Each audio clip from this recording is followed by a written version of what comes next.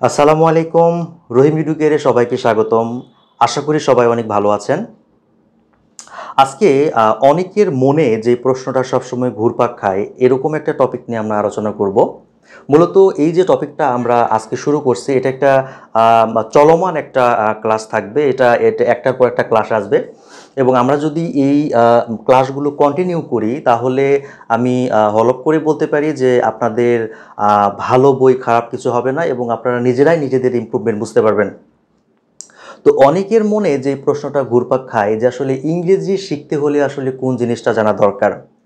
আমরা অনেকেই মনে করি হয়তো যে ইংরেজি শেখার জন্য আমাদের অনেক কিছু জানার প্রয়োজন আছে।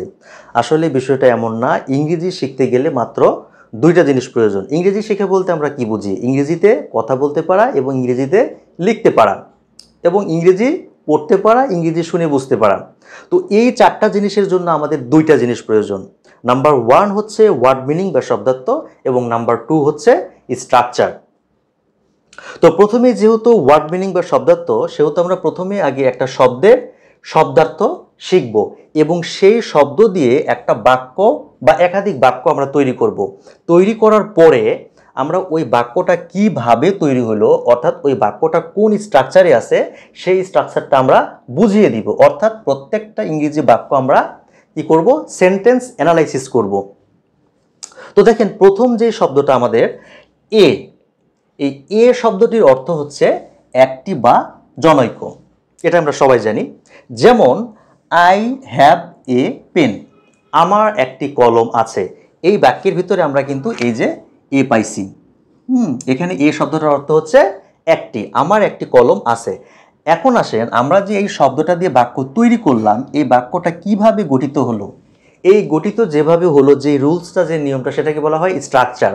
তো আমরা জানি যে যদি বাংলা বাক্যে কর্তা, সাবজেক্ট বা কর্তার কোনো কিছু থাকা বা আছে বোঝায়, তাহলে সেই বাক্যটার স্ট্রাকচার হবে প্রথমে সাবজেক্ট বসবে। তো এই বাক্যটার সাবজেক্ট কি? আই, এই যে সাবজেক্ট, এখানে ইজ দিয়ে সাবজেক্ট মেনশন করা হয়েছে এবং এরপরে বসবে হ্যাভ অথবা হ্যাজ। উল্লেখ্য, সাবজেক্ট থার্ড পারসন এবং সিঙ্গুলার নাম্বার হলে হ্যাজ বসবে এবং বাকি সকল ক্ষেত্রে হ্যাভ বসবে।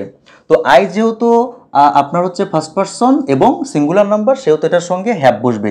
এরপরে অবজেক্ট বা এক্সটেনশন, এই বাক্যের অবজেক্ট বা এক্সটেনশন হচ্ছে আ পেন, একটি কলম। উল্লেখ্য, এখানে একটা বিষয় আপনাদের সামনে উপস্থাপন করি। ভার্বকে যদি আপনি কি দিয়ে প্রশ্ন করেন তাহলে যে উত্তর পাওয়া যাবে সেটা হচ্ছে অবজেক্ট। তো এই বাক্যে দেখুন, আমার একটি কলম আছে, আমার কি আছে, কি দিয়ে প্রশ্ন করলে কি উত্তর পাওয়া যাচ্ছে? একটি কলম। তাহলে এখানে একটি কলমই হচ্ছে এই বাক্যটার অবজেক্ট। আবার সাবজেক্টকে যদি আপনি কে বা কার দিয়ে প্রশ্ন করেন তাহলে যে উত্তরটা পাওয়া যাবে সেটা হচ্ছে সাবজেক্ট, ভার্বকে। তাহলে আমার একটি কলম আছে, কার একটি কলম আছে, কার দিয়ে প্রশ্ন করলে যে উত্তরটা কি পাওয়া যাচ্ছে? আমার, আই। তাহলে এখানে আই হচ্ছে সাবজেক্ট। আশা করি বিষয়টা বুঝতে পেরেছেন। এরপরে আর একটা উদাহরণ দেখুন, mister Karim is waiting for you. এই বাক্যটার বাংলা অর্থ হচ্ছে জনাব করিম নামে একজন লোক আপনার জন্য অপেক্ষা করছে। এখানে হয়তো অনেকেই ভাববেন যে এ মানে হয়তো একটি, একটি মিস্টার করিম। আসলে বিষয়টা এমন নয়। এখানে এ শব্দটার অর্থ হচ্ছে জনৈক। আমরা এরকম বলি না যে রহিম নামে, করিম নামে, এরকম কথা কিন্তু আমাদের সমাজে প্রচলিত আছে। তো এখানে এরকম যখন আপনার রহিম নামে, করিম নামে বা জনৈক বোঝাবে, তখন সেই নাম শব্দটার পূর্বে আমাদের এ ব্যবহার করতে হবে। তখন এটার অর্থ হবে জনৈক। তাহলে mister Karim is waiting for you, এই কথাটার বাংলা অর্থ হচ্ছে জনাব করিম নামে একজন লোক আপনার জন্য অপেক্ষা করছে। আশা করি বুঝতে পেরেছেন।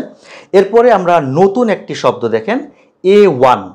আমরা এই শব্দটার সাথে অনেকেই পরিচিত নয়। হয়তো এখানে এ এবং ওয়ান দেখে মনে হচ্ছে যে এটা অন্যরকম কিছু একটা হতে পারে, কিন্তু আসলে এটা ইংরেজি একটা ওয়ার্ড বা শব্দ এবং এই শব্দটার অর্থগুলো কিন্তু অনেক চমৎকার। দেখেন, প্রথমে কি আছে? প্রথম শ্রেণীভুক্ত। এ ওয়ান মানে প্রথম শ্রেণীভুক্ত।